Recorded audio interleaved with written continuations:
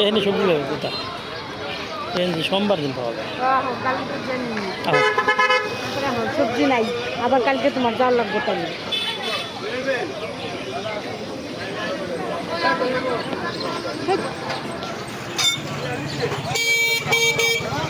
আর number করতে এত সময় লাগে? আগে বাড়ান।